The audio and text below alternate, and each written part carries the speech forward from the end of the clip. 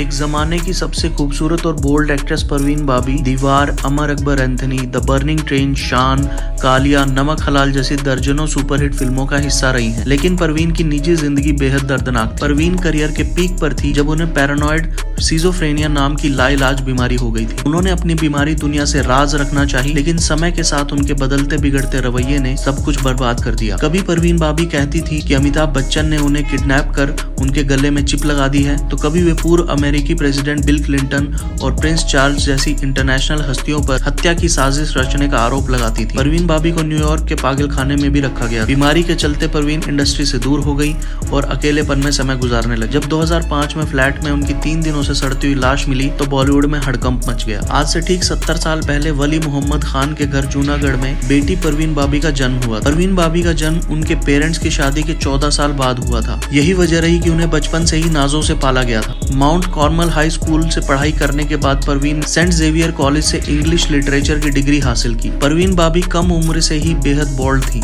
Modern कपड़े पहनकर खुलेआम सिगरेट पीने वाली परवीन अक्सर लोगों का ध्यान खींच लिया करती थी। इसी वजह से महज 18 साल की उम्र में परवीन को बड़े बड़े मॉडलिंग प्रोजेक्ट मिलने लगे। एक दिन फिल्म की शूटिंग देखने आई सिगरेट पीती हुई परवीन पर फिल्म मेकर BR इशारा की नजर पड़ी और उन्होंने अपनी फिल्म में काम करने के लिए उनसे पूछ लिया। परवीन की पहली फिल्म बॉक्स ऑफिस पर बुरी तरह फ्लॉप रही, लेकिन उनकी खूबसूरती और अभिनय से इम्प्रेस होकर कई फिल्म मेकर उन्हें फिल्म ऑफर करने लगे। 1974 में रिलीज हुई फिल्म मजबूर परवीन की दूसरी फिल्म थी जिससे वो देश भर में पहचानी जाने लगी। उसके बाद फिल्म दीवार में बार डांसर का रोल प्ले कर खुद को इंडस्ट्री की टॉप एक्ट्रेस में उन्होंने शामिल कर लिया। परवीन बाबी का इंडस्ट्री में पहला अफेयर डैनी डेंजोंगपा से रहा। दोनों का रिश्ता करीब 4 साल तक चला। परवीन कबीर बेदी के साथ भी रिलेशन में रही, लेकिन ये रिश्ता ज्यादा दिनों तक नहीं चला। कबीर बेदी से ब्रेकअप के बाद 1977 में महेश भट्ट उनका सहारा बने। परवीन बाबी अपने करियर के पीक पर थी जब बॉलीवुड में खबरें फैलने लगी कि वो पैरानॉइड सिजोफ्रेनिया नाम की गंभीर लाइलाज बीमारी से जूझ रही हैं। परवीन बाबी ने कभी कबूल नहीं किया कि वो बीमार हैं,